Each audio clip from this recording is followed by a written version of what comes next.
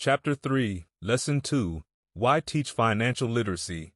In 1990, my best friend, Mike, took over his father's empire and is, in fact, doing a better job than his dad did.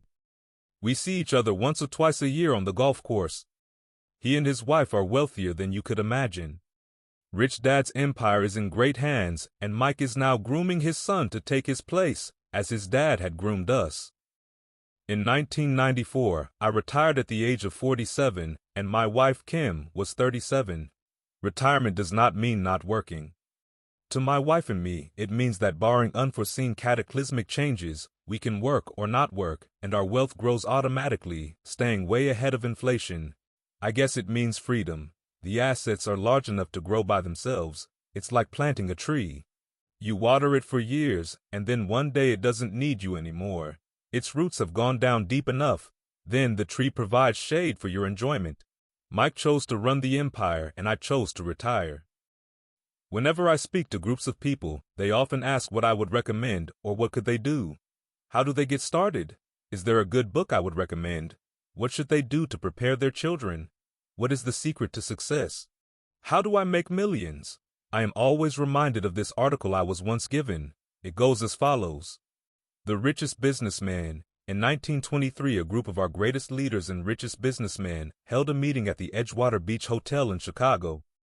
Among them were Charles Schwab, head of the largest independent steel company, Samuel N. Steele, president of the world's largest utility, Howard Hobson, head of the largest gas company, Ivar Kruger, president of the International Match Company, one of the world's largest companies at that time, Leon Fraser, president of the Bank of International Settlements, Richard Whitney, president of the New York Stock Exchange, Arthur Cotton and Jesse Livermore, two of the biggest stock speculators, and Albert Fall, a member of President Harding's cabinet.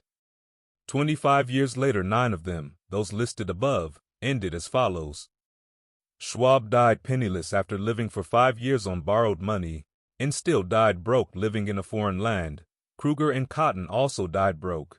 Hobson went insane. Whitney and Albert Fall were just released from prison.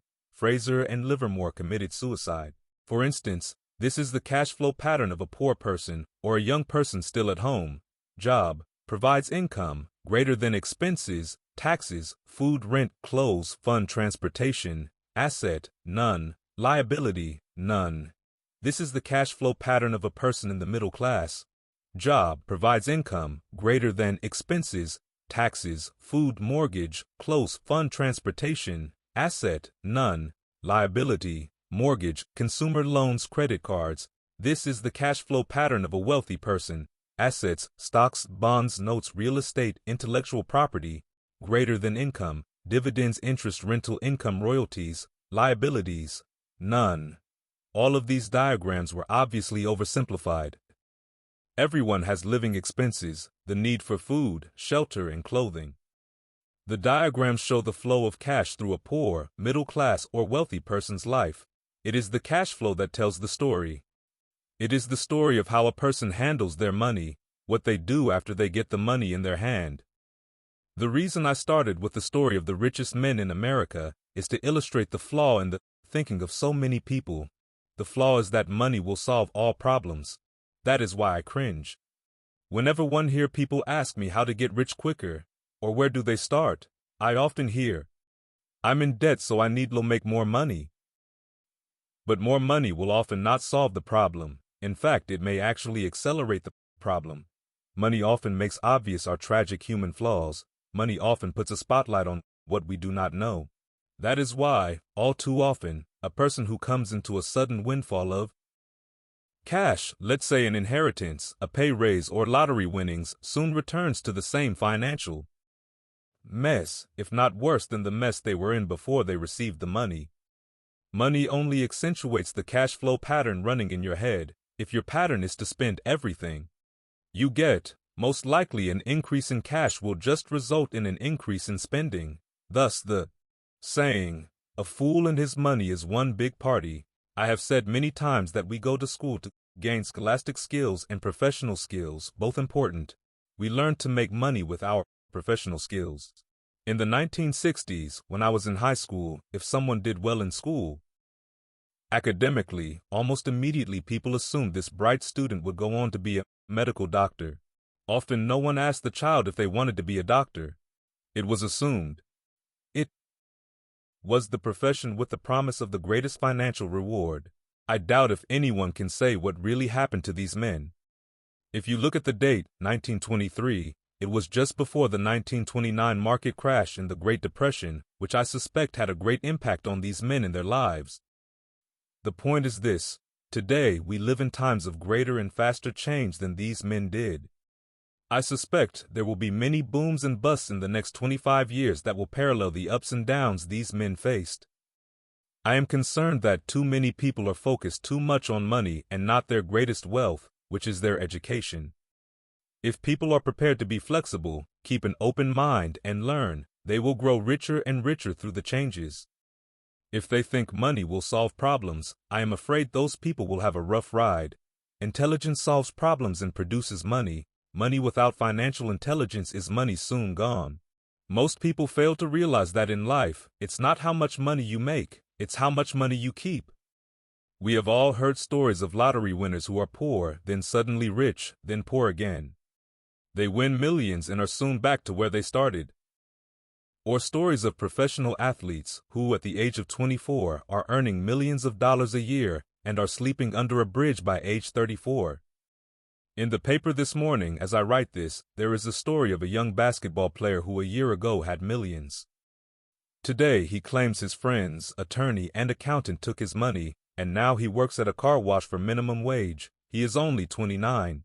He was fired from the car wash because he refused to take off his championship ring as he was wiping off the cars, so his story made the newspaper. He is appealing his termination, claiming hardship and discrimination, and that the ring is all he has left. He claims that if you take that away, he'll crumble. In 1997, I know so many people who are becoming instant millionaires. It's the roaring 20s one more time. And while I am glad people have been getting richer and richer, I only caution that in the long run, it's not how much you make, it's how much you keep, and how many generations you keep it. So when people ask, "Where do I get started?" or "Tell me how to get rich quick," they often are greatly disappointed with my answer. I simply say to them what my rich dad said back to me when I was a little kid. If you want to be rich, you need to be financially literate. That idea was drummed into my head every time we were together. As I said, my educated dad stressed the importance of reading books, while my rich dad stressed the need to master financial literacy. If you are going to build the Empire State Building, the first thing you need to do is dig a deep hole and pour a strong foundation. If you are going to build a home in the suburbs, all you need to do is pour a 6-inch slab of concrete. Most people in their drive to get rich are trying to build an Empire State Building on a 6-inch slab. Our school system, having been created in the agrarian age, still believes in homes with no foundation. Dirt floors are still the rage. So kids graduate from school with virtually no financial foundation. One day, sleepless and deep in debt in suburbia, living the American dream, they decide that the answer to their financial problems is to find a way to get rich quick. Construction on the skyscraper begins. It goes up quickly, and soon, instead of the Empire State Building, we have the Leaning Tower of suburbia. The sleepless nights return.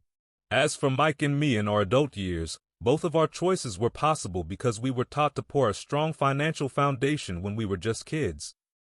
Now, accounting is possibly the most boring subject in the world. It also could be the most confusing. But if you want to be rich long-term, it could be the most important subject. The question is, how do you take a boring and confusing subject and teach it to kids? The answer is, make it simple. Teach it first in pictures. My rich dad poured a strong financial foundation for Mike and me. Since we were just kids, he created a simple way to teach us. For years he only drew pictures and used words.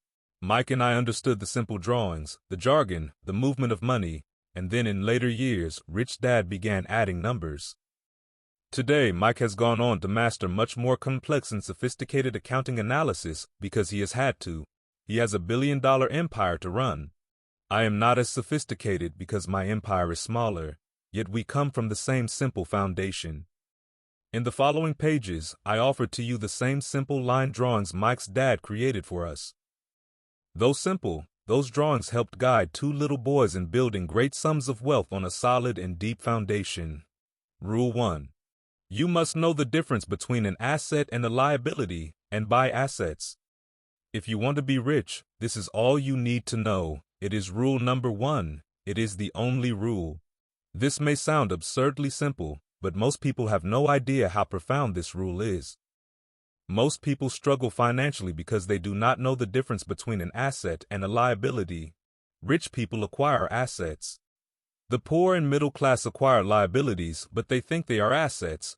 When Rich Dad explained this to Mike and me, we thought he was kidding. Here we were, nearly teenagers and waiting for the secret to getting rich, and this was his answer. It was so simple that we had to stop for a long time to think about it. "What is an asset?" asked Mike. "Don't worry right now," said Rich Dad. "Just let the idea sink in. If you can comprehend the simplicity, your life will have a plan and be financially easy." It is simple, that is why the idea is missed. "You mean all we need to know is what an asset is, acquire them, and we'll be rich?" I asked. Rich Dad nodded his head. "It's that simple." "If it's that simple, how come everyone is not rich?" I asked. Rich Dad smiled. "Because people do not know the difference between an asset and a liability." I remember asking, how could adults be so silly? If it is that simple, if it is that important, why would everyone not want to find out? It took our Rich Dad only a few minutes to explain what assets and liabilities were. As an adult, I have difficulty explaining it to other adults. Why? Because adults are smarter. In most cases, the simplicity of the idea escapes most adults because they have been educated differently. They have been educated by other educated professionals, such as bankers, accountants, real estate agents, financial planners, and so forth. The difficulty comes in asking adults to unlearn or become children again. An intelligent adult often feels it is demeaning to pay attention to simplistic definitions. Rich Dad believed in the KISS principle, keep it simple, stupid, so he kept it simple for two young boys, and that made the financial foundation strong. So what causes the confusion? Or how could something so simple be so screwed up? Why would someone buy an asset that was really a liability? The answer is found in basic education. We focus on the word literacy and not financial literacy. What defines something to be an asset or something to be a liability are not words. In fact, if you really want to be confused, look up the words asset and liability in the dictionary. I know the definition may sound good to a trained accountant, but for the average person it makes no sense. But we adults are often too proud to admit that something does not make sense. As young boys, Rich Dad said, what defines an asset is not words, but numbers. And if you cannot read the numbers, you cannot tell an asset from a hole in the ground. In accounting, Rich Dad would say, it's not the numbers, but what the numbers are telling you. It's just like words. It's not the words, but the story the words are telling you. Many people read, but do not understand much. It's called reading comprehension, and we all have different abilities when it comes to reading comprehension. For example, I recently bought a new VCR. It came with an instruction book that explained how to program the VCR. All I wanted to do was record my favorite TV show on Friday night. I nearly went crazy trying to read the manual. Nothing in my world is more complex than learning how to program my VCR. I could read the words, but I understood nothing. I get an A for recognizing the words. I get an F for comprehension. And so it is with financial statements for most people.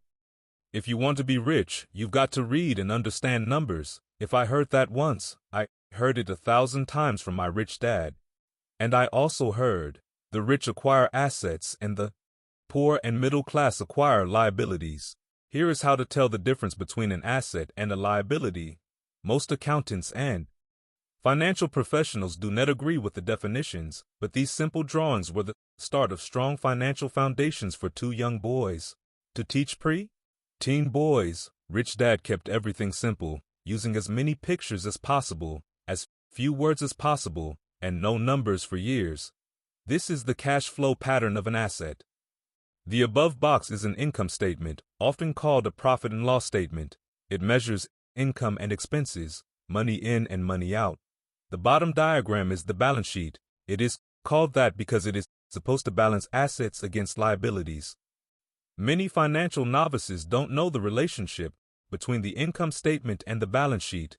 That relationship is vital to understand. The primary cause of financial struggle is simply not knowing the difference between an asset and a liability.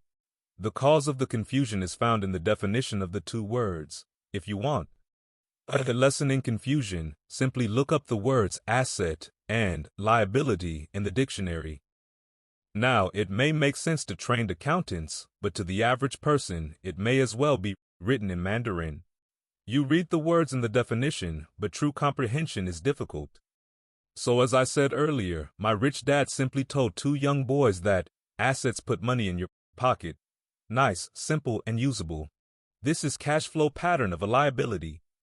Now that assets and liabilities have been defined through pictures, it may be easier to understand my definitions in words.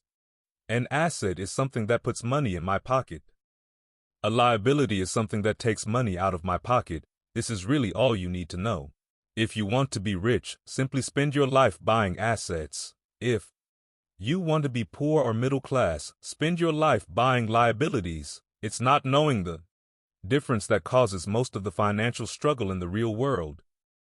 Illiteracy, both in words and numbers, is the foundation of financial struggle. If people are having difficulties financially, there is something that they cannot read, either in numbers or words. Something is misunderstood. The rich are rich because they are more literate in different areas than people who struggle financially. So if you want to be rich and maintain your wealth, it's important to be financially literate, in words as well as numbers. The arrows in the diagrams represent the flow of cash, or cash flow. Numbers alone really mean little, just as words alone mean little. It's the story that counts. In financial reporting, reading numbers is looking for the plot, the story of where the cash is flowing. In 80% of most families, the financial story is a story of working hard in an effort to get ahead, not because they don't make money, but because they spend their lives buying liabilities instead of assets. Today, doctors are facing financial challenges I would not wish on my worst enemy, insurance. Companies taking control of the business, managed health care, government intervention, and malpractice suits, to name a few. Today, kids want to be basketball stars, golfers like Tiger Woods, computer nerds, movie star, rock stars, beauty queens, or traders on Wall Street. Simply because that is where the fame, money, and prestige is. That is the reason it is so hard to motivate kids in school today. They know that professional success is no longer solely linked to academic success as it once was. Because students leave school without financial skills, millions of educated people pursue their profession successfully, but later find themselves struggling financially. They work harder, but don't get ahead. What is missing from their education is not how to make money, but how to spend money, what to do after you make it. It's called financial aptitude, what you do with the money once you make it, how to keep people from taking it from you, how long you keep it, and how hard that money works for you. Most people cannot tell why they struggle financially because they don't understand cash flow. A person can be highly educated, professionally successful, and financially illiterate. These people often work harder than they need to because they learned how to work hard, but not how to have their money work for them. The story of Bo, the quest for a financial dream, turns into a financial nightmare. The moving picture show of hardworking people has a set pattern. Recently married, the happy, highly educated young couple move in together in one of their cramped rented apartments. Immediately they realize that they are saving money because two can live as cheaply as one. The problem is the apartment is cramped. They decide to save money to buy their dream home so they can have kids. They now have two incomes and they begin to focus on their careers. Their incomes begin to increase. As their incomes go up, their expenses go up as well. The number one expense for most people is taxes. Many people think it's income tax, but for most Americans their highest tax is Social Security. As an employee, it appears as if the Social Security tax combined with the Medicare tax rate is roughly 7.5%, but it's really 15% since the employer must match the Social Security amount. In essence, it is money the employer cannot pay you. On top of that, you still have to pay income tax on the amount deducted from your wages for Social Security tax, income you never received because it went directly to Social Security through withholding. Then, their liabilities go up. This is best demonstrated by going back to the young couple. As a result of their incomes going up, they decide to go out and buy the house of their dreams. Once in their house, they have a new tax called property tax. Then, they buy a new car, new furniture, and new appliances to match their new house. All of a sudden, they wake up and their liabilities column is full of mortgage debt and credit card debt. They're now trapped in the rat race. A child comes along.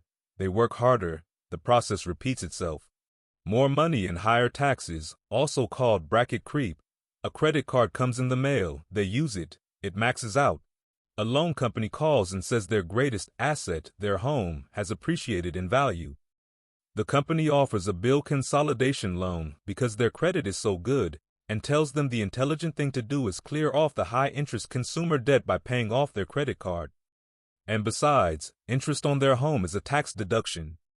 They go for it and pay off those high-interest credit cards. They breathe a sigh of relief. Their credit cards are paid off. They've now folded their consumer debt into their home mortgage.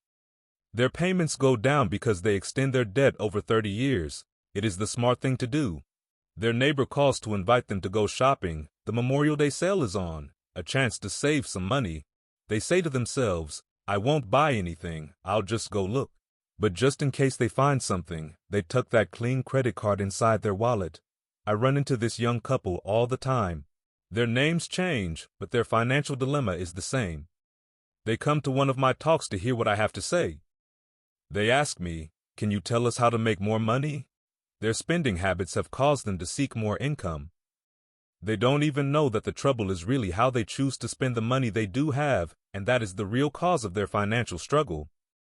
It is caused by financial illiteracy and not understanding the difference between an asset and a liability. More money seldom solves someone's money problems. Intelligence solves problems. There is a saying a friend of mine says over and over to people in debt. If you find you have dug yourself into a hole, stop digging. As a child, my dad often told us that the Japanese were aware of 3 powers: the power of the sword, the jewel, and the mirror. The sword symbolizes the power of weapons.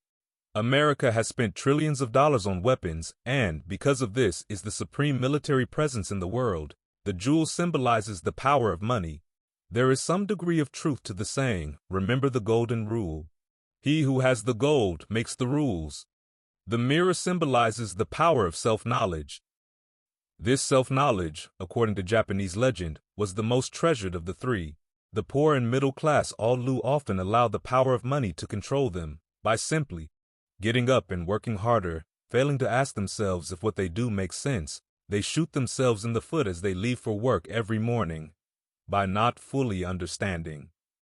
Naoni, the vast majority of people allow the awesome power of money to control them. The power of money is used against them.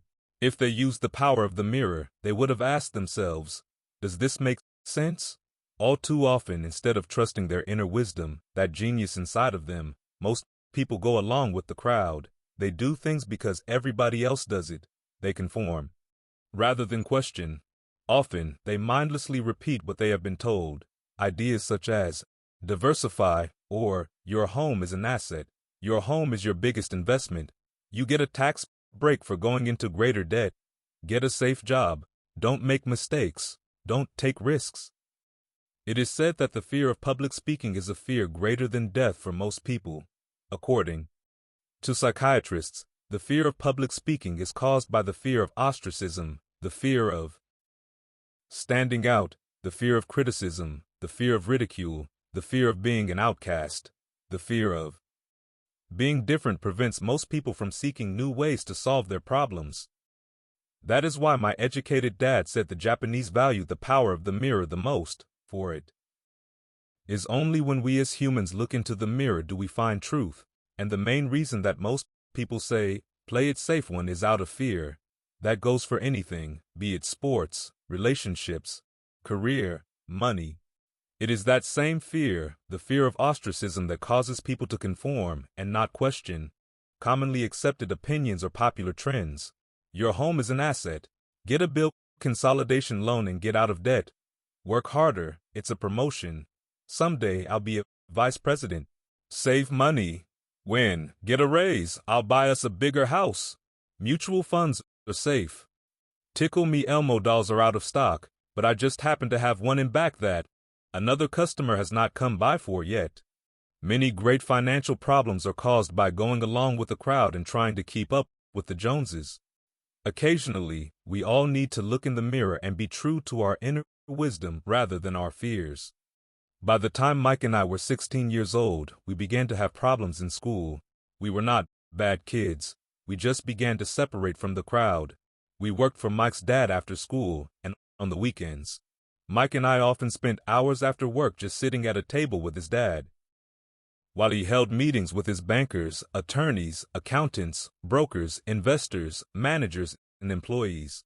Here was a man who had left school at the age of 13, now directing, instructing, ordering, and asking questions of educated people. They came at his beck and call, and cringed when he did not approve of them. Here was a man who had not gone along with the crowd. He was a man who did his own thinking and detested the words, "We have to do it this way because that's the way everyone else does it." He also hated the word, "can't." If you wanted him to do something, just say, "I don't think you can do it." Mike and I learned more sitting at his meetings than we did in all our years of school, college included. Mike's dad was not school educated, but he was financially educated and successful as a result. He used to tell us over and over again, an intelligent person hires people who are more intelligent than they are. So Mike and I had the benefit of spending hours listening to, and in the process, learning from, intelligent people. But because of this, both Mike and I just could not go along with the standard dogma that our teachers preached, and that caused the problems. Whenever the teacher said, "If you don't get good grades, you won't do well in the real world," Mike and I just raised our eyebrows. When we were told to follow said procedures and not deviate from the rules, we could see how this schooling process actually discouraged creativity. We started to understand why our rich dad told us that schools were designed to produce good employees instead of employers.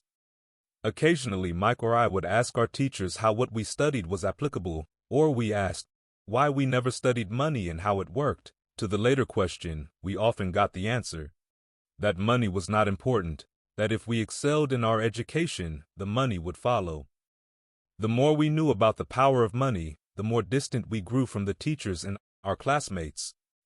My highly educated dad never pressured me about my grades. I often wondered why, but we did begin to argue about money. By the time I was 16, I probably had a far better foundation with money than both my mom and dad. I could keep books. I listened to tax accountants, corporate attorneys, bankers, real estate brokers, investors, and so forth. My dad talked to teachers. One day, my dad was telling me why our home was his greatest investment. A not too pleasant argument took place when I showed him why I thought a house was not a good investment. The following diagram illustrates the difference in perception between my rich dad and my poor dad when it came to their homes. One dad thought his house was an asset, and the other dad thought it was a liability. I remember when I drew a diagram for my dad showing him the direction of cash flow, I also showed him the ancillary expenses that went along with owning the home. A bigger home meant bigger expenses, and the cash flow kept going out through the expense column. Today, I am still challenged on the idea of a house not being an asset. And one know that for many people it is their dream as well as their largest investment, and owning your own home is better than nothing. I simply offer an alternate way of looking at this popular dogma. If my wife and I were to buy a bigger, more flashy house, we realize it would not be an asset, it would be a liability, since it would take money out of our pocket. So here is the argument I put forth. I really do not expect most people to agree with it because a nice home is an emotional thing. And when it comes to money, high emotions tend to lower financial intelligence. One know from personal experience that money has a way of making every decision emotional. 1. When it comes to houses, I point out that most people work all their lives paying for a home they never own. In other words, most people buy a new house every so many years, each time incurring a new 30-year loan to pay off the previous one. 2. Even though people receive a tax deduction for interest on mortgage payments, they pay for all their other expenses with after-tax dollars, even after they pay off their mortgage. 3. Property taxes. My wife's parents were shocked when the property taxes on their home went to $1,000 a month. This was after they had retired, so the increase put a strain on their retirement budget, and they felt forced to move. 4. Houses do not always go up in value. In 1997, I still have friends who owe $1 million for a home that will today sell for only $700,000. 5.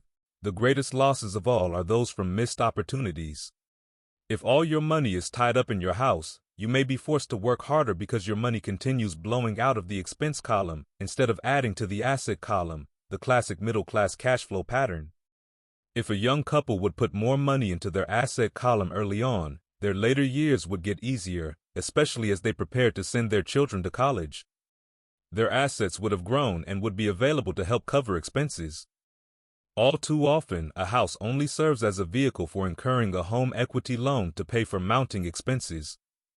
In summary, the end result in making a decision to own a house that is too expensive in lieu of starting an investment portfolio early on impacts an individual in at least the following 3 ways. 1. Loss of time, during which other assets could have grown in value. 2. Loss of additional capital, which could have been invested instead of paying for high-maintenance expenses related directly to the home. 3. Loss of education. Too often, people count their house, savings, and retirement plan as all they have in their asset column. Because they have no money to invest, they simply do not invest. This costs them investment experience. Most never become what the investment world calls a sophisticated investor. And the best investments are usually first sold to sophisticated investors, who then turn around and sell them to the people playing it safe. I am not saying don't buy a house. I am saying, understand the difference between an asset and a liability. When I want a bigger house, I first buy assets that will generate the cash flow to pay for the house. My educated dad's personal financial statement best demonstrates the life of someone in the rat race. His expenses seem to always keep up with his income, never allowing him to invest in assets. As a result, his liabilities, such as his mortgage and credit card debts, are larger than his assets. The following picture is worth 1,000 words. Educated dad's financial statement. Income equals expense. Asset less than liability. My rich dad's personal financial statement, on the other hand, reflects the results of a life dedicated to investing and minimizing liabilities. Rich dad's financial statement. Income greater than expense. Asset greater than liability. A review of my rich dad's financial statement is why the rich get richer. The asset column generates more than enough income to cover expenses, with the balance reinvested into the asset column. The asset column continues to grow, and therefore, the income it produces grows with it. The result being, the rich get richer. Why the rich get richer? Income, greater than assets, greater than more income. Expenses are low, liabilities are low. The middle class finds itself in a constant state of financial struggle. Their primary income is through wages, and as their wages increase, so do their taxes. Their expenses tend to increase in equal increments as their wages increase, hence the phrase, the rat race. They treat their home as their primary asset, instead on investing in income-producing assets. Why the middle class struggle? Income goes up, expenses go up. Assets do not increase, liabilities do increase. This pattern of treating your home as an investment and the philosophy that a pay raise means you can buy a larger home or spend more is the foundation of today's debt-ridden society. This process of increased spending throws families into greater debt and into more financial uncertainty, even though they may be advancing in their jobs and receiving pay raises on a regular basis. This is high-risk living caused by weak financial education. The massive loss of jobs in the 1990s, the downsizing of businesses has brought to light how shaky the middle class really is financially. Suddenly, company pension plans are being replaced by 401k plans. Social Security is obviously in trouble and cannot be looked at as a source for retirement. Panic has set in for the middle class. The good thing today is that many of these people have recognized these issues and have begun buying mutual funds. This increase in investing is largely responsible for the huge rally we have seen in the stock market. Today, there are more and more mutual funds being created to answer the demand by the middle class. Mutual funds are popular because they represent safety. Average mutual fund buyers are too busy working to pay taxes and mortgages, save for their children's college, and pay off credit cards. They do not have time to study to learn how to invest, so they rely on the expertise of the manager of a mutual fund. Also, because the mutual fund includes many different types of investments, they feel their money is safer because too is diversified. This group of educated middle class subscribes to the diversified dogma put out by mutual fund brokers and financial planners. Play it safe, avoid risk. The real tragedy is that the lack of early financial education is what creates the risk faced by average middle class people. The reason they have to play it safe is because their financial positions are tenuous at best. Their balance sheets are not balanced. They are loaded with liabilities, with no real assets that generate income. Typically, their only source of income is their paycheck. Their livelihood becomes entirely dependent on their employer. So when genuine deals of a lifetime come along, those same people cannot take advantage of the opportunity. They must play it safe simply because they are working so hard, are taxed to the max, and are loaded with debt. As I said at the start of this section, the most important rule is to know the difference between an asset and a liability. Once you understand the difference, concentrate your efforts on only buying income-generating assets. That's the best way to get started on a path to becoming rich. Keep doing that, and your asset column will grow. Focus on keeping liabilities and expenses down. This will make more money available to continue pouring into the asset column. Soon, the asset base will be so deep that you can afford to look at more speculative investments. Investments that may have returns of 100% to infinity. Investments that for $5,000 are soon turned into $1 million or more. Investments that the middle class calls too risky. The investment is not risky. It's the lack of simple financial intelligence, beginning with financial literacy, that causes the individual to be too risky. If you do what the masses do, you get the following picture. Income equals work for owner. Expense equals work for government. Asset equals none. Liability equals work for bank. As an employee who is also a homeowner, your working efforts are generally as follows. 1. You work for someone else. Most people, working for a paycheck, are making the owner or the shareholders richer. Your efforts and success will help provide for the owner's success in retirement. 2. You work for the government. The government takes its share from your paycheck before you even see it. By working harder, you simply increase the amount of taxes taken by the government. Most people work from January to May just for the government. 3. You work for the bank. After taxes, your next largest expense is usually your mortgage and credit card debt. The problem with simply working harder is that each of these three levels takes a greater share of your increased efforts. You need to learn how to have your increased efforts benefit you and your family directly. Once you have decided to concentrate on minding your own business, how do you set your goals? For most people, they must keep their profession and rely on their wages to fund their acquisition of assets. As their assets grow, how do they measure the extent of their success? When does someone realize that they are rich, that they have wealth? As well as having my own definitions for assets and liabilities, I also have my own definition for wealth. Actually, I borrowed it from a man named Buckminster Fuller. Some call him a quack, and others call him a living genius. Years ago, he got all the architects buzzing because he applied for a patent in 1961 for something called a geodesic dome. But in the application, Fuller also said something about wealth. It was pretty confusing at first, but after reading it for a while, it began to make some sense. Wealth is a person's ability to survive so many number of days forward. Or if I stopped working today, how long could I survive? Unlike net worth, the difference between your assets and liabilities, which is often filled with a person's expensive junk and opinions of what things are worth, this definition creates the possibility for developing a truly accurate measurement. I could now measure and really know where I was in terms of my goal to become financially independent.